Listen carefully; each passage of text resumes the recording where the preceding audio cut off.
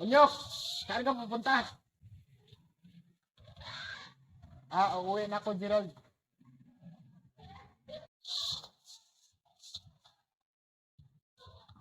Huwag ka munang umuwi.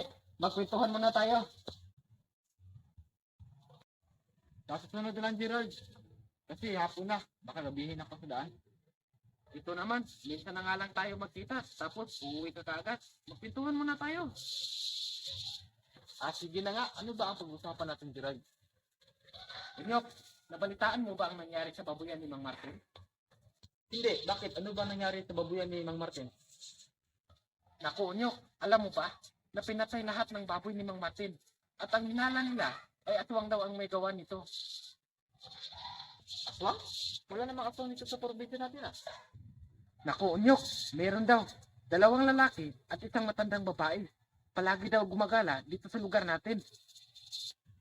Kung ganun, kailangan pa natin mag-ingat at lalong-lalo sa gabi.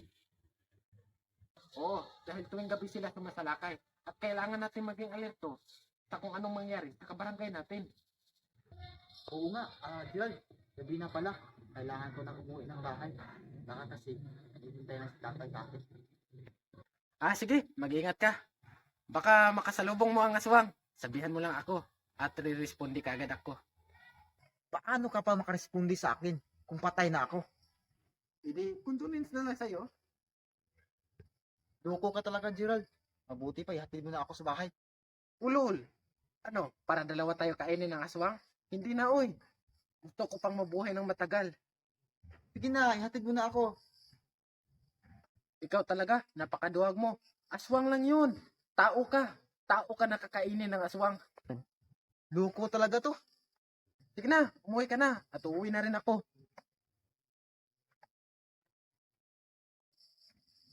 Gerald! Gerald! Makauwi na nga lang. Sana wala ako makasalubong na aswang.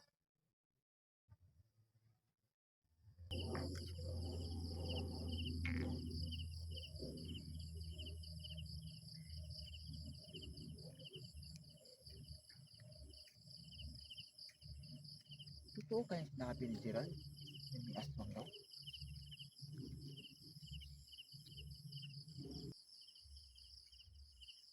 Sana may kasabay akong umuwi.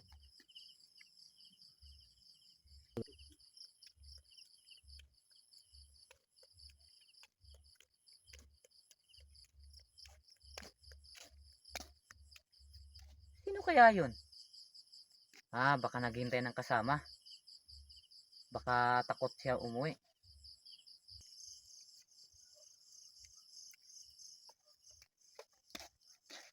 Pambirang buhay to. Kung kailan pa ako uwi ng bahay, tsaka pa nalubat itong flashlight ko. Paano ako makakauwi ng bahay? Ang dilim-dilim na ng kalsada. Takot pa naman ako sa aswang. Alam ko na. Maghihintay ako ng kasama dito para may kasabay ako umuwi. Pero ang tanong, may dadaan pa kaya dito? Anong oras na?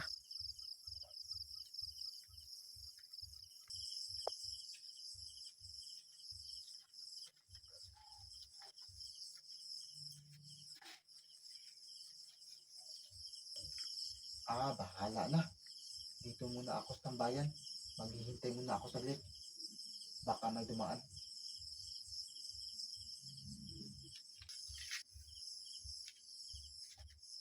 Ayun, may tao. Sa wakas makakauwi na ako. Sino kayang tao yun?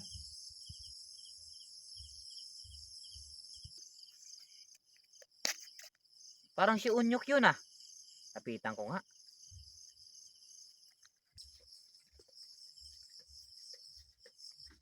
Unyok! Bakit ka pala dito? Pakito. Ikaw pala yan. Uuwi ka na ba? Oo, Unyok. Bakit? May kailangan ka ba? Pakito. Gusto ko sana sumabay sa iyong umuwi. Oo, Unyok. Uuwi na ako. Bakit? Natatakot ka, no? Oo, Pakito. Natakot ako umuwi. Baka may aswang sa daan. Aswang? Sus! Wala nang aswang sa panahon ngayon. Tara na! Umuwi na nga tayo. Tara.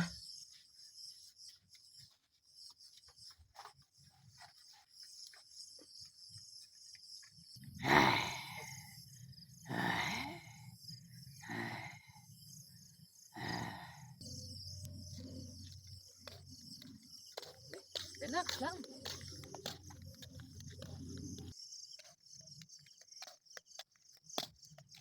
Dito.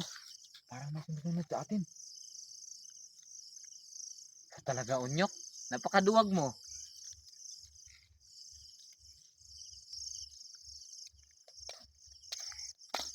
Sino bang hindi maduduwag sa ganitong lugar? Walang kabahay-bahay. Tapos, ang dilim-dilim pa ng kalsada. Ayan ka na naman, Unyok. Tara na nga.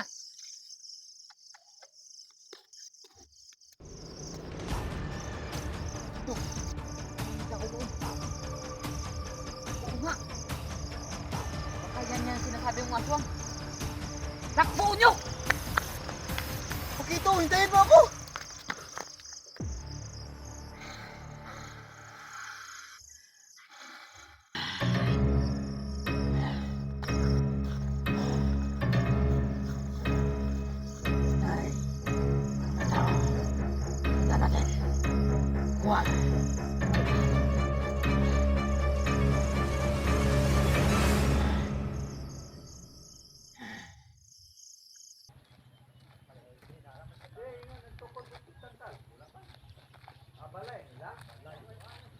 Nandito lang pala si Unyok. Lapitan ko nga.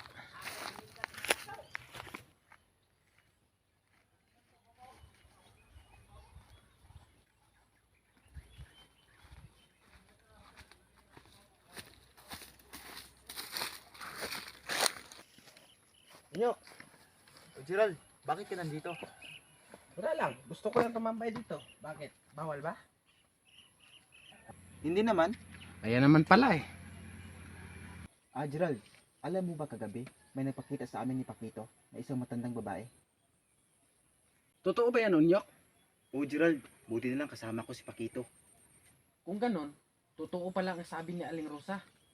Sino si Aling Rosa, Gerald? Si Aling Rosa, yung bagong lipat dito sa lugar natin, Hindi kaya siya ang aswang, Gerald? hindi naman siguro, Unyok. Mukhang mabait naman si Aling Rosa. Baka nagbait-baitan lang yun, Gerald. Hindi, mabait talaga si Aling Rosa. Pero yung kasama niyang bata, ang sama makatingin sa akin. Para bang may kasalanan ako sa kanya? Dalawa lang ba sila, Gerald? Hindi, mayroon pa silang isang kasama, lalaki na may biguti. Narinig ko na tinawag niya si Aling Rosa na nanay. Baka anak yun sa sinasabi mong Aling Rosa. Baka nga, pero nagtataka ako sa lalaking iyon. Noong tinanong ko kung ano ang pangalan niya, hindi siya makasagot sa akin na maayos. At pati na yung bata, nung tinanong ko kung ano ang pangalan niya, hindi din tumingin sa akin. Duda ko sa pamilyang iyon. Baka sila to napakita sa amin ni Pakito kagabi. Saan pa sila nakatira, Gerald? Doon, sa may sirang bahay sa gubat, doon sila nakatira. Paano mo naman nalaman ang bahay na, Gerald? Ganito kasi yan, Unyok. Noong inutusan ako ni nanay na kumuha ng kahoy sa gubat para panggatong sa niluluto naming baboy, ay nakita ko si Aling Rosa na hirap maglakad dahil sa dami ng dala niya. Kaya nagmadali ako na lapitan siya para tulungan. Ngunit, nagulat ako sa sinabi niya. Ano bang sinabi niya, Gerald? Ang sabi niya, huwag daw akong lumapit sa kanya. So paano ka nakatulong sa kanya? Na hindi ka nga niya pinalapit. Sinabihan ko siya na, Nay, gusto ko pong makatulong sa inyo. Nakita ko kasi na hirap kayo sa dami ng dala nyo. At sabi niya naman, sige, kunin mo tong ibang dala ko. At doon ko nalaman kung saan siya nakatira. Buti na lang nakauwi ka pa. Oo nga. By the way, Unyok, lilipat na pala kami sa Bacolod at ngayong hapon na ang alis namin. Lilipat kayo? Bakit? Doon kasi mag-aaral ang kapatid ko, Unyok. Kaya kailangan namin na lumipat. Sige, mag-ingat ka, Gerald. Sige, paano? Alis na ako, Unyok. Sige, ingat ka. Sige, salamat.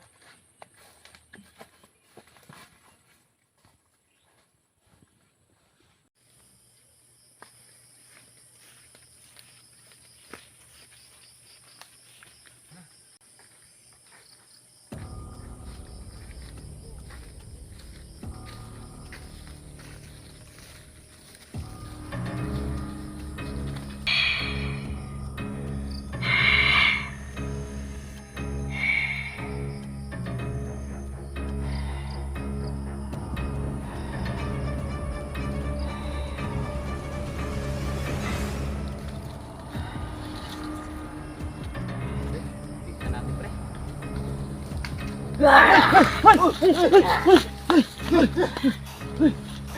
Pre, suwang pre. Pre, ingat ha. Ingat pre, ingat. Pre, ingat ha. Oh. Okay, girayan natin. Ayoko, pre. Bakit? Hindi na kaya to, pre. Ha? Ako. Ganito lang yan pre, oh. Pre, takbo tayo, pre.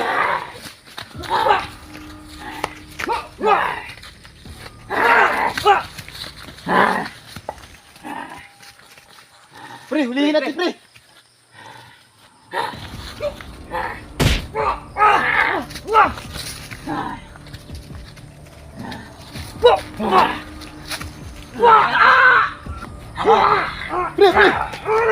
Pre, pre.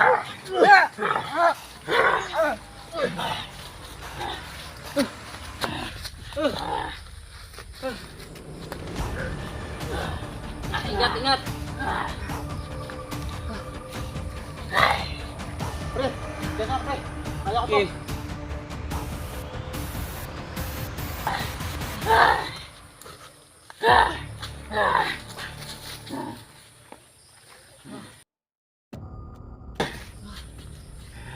Pre, Tapang ka.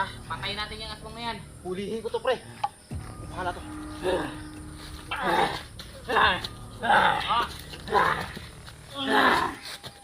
Ito ka. Matapang ka.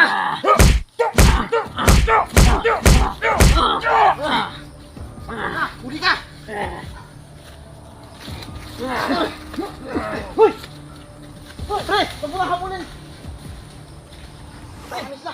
Ay, may sugat ako. Sugat ka, pre. Ay, sakit.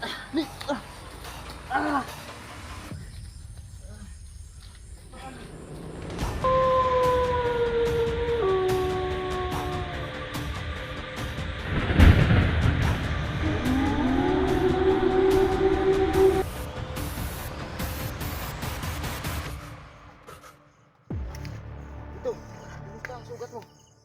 Ito, masakit pa din. Sobrang sakit.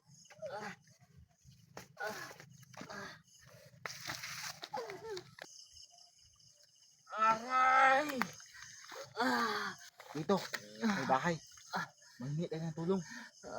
Tara.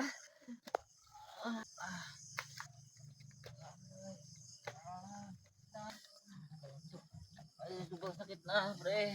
Tao po. Ah, Tao po. Tulungan niyo po kami. tulong! Tulungan niyo po kami. Tulong! Sino yan? Tulong! Tao po, tulong! Oh, Pakito Unyok. Ano nangyari sa inyo? Lydia, tulungan mo si Pakito. May sugat siya. Kinagat siya ng aswang. Tara, pumasok kayo. Tandahan lang. Aray! Paupuin mo siya, Unyok. Aray, Ulit lang, pre! Unyok. Kukuha lang ako na maligamgam Ang na sakit tubig. na ng sugat ko, pre. Aray, sakit. lang. Gagamutin namin. Unyok, dali mo siya dito sa kwarto. Higain mo siya dito. Tandaan lang, pre. Sakit. Aray. Tandahan. Aray! Bari mo yung damit niya, Unyok. Para mapunasan ko yung sugat niya.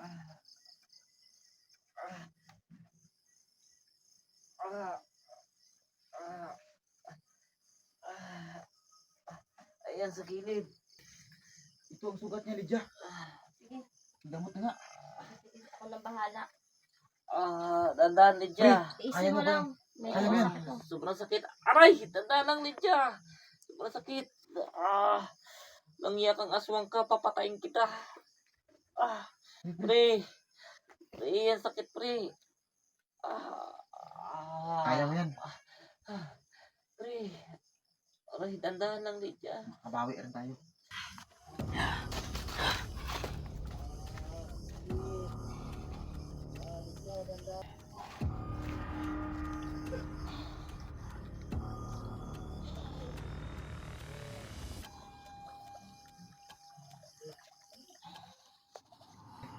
Unyok, kuha muna ako ng malamig na tubig para i-control na sa kanya. Ako na lang. Hindi na, ako na. Ingat ka. Salamat. Pre. Kaya mo yan. Ito.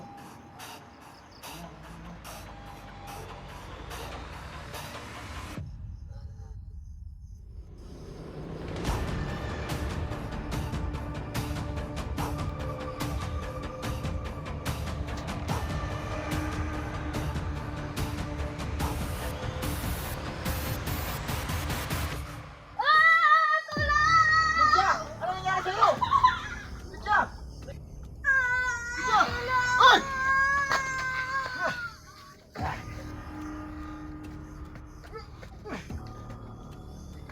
Lydia! Ano nangyari sa'yo? Ang aswang!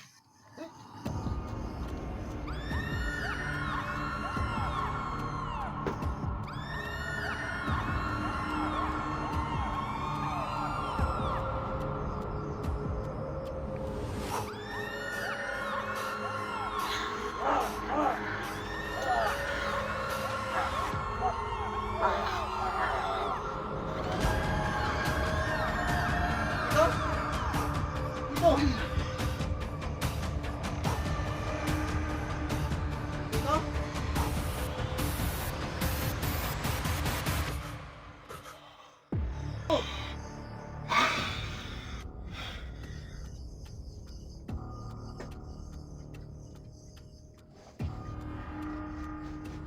Pakito?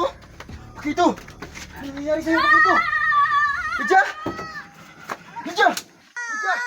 Lydia! Lydia! Lydia! Umayos tayo dito. Lydia mo. Please.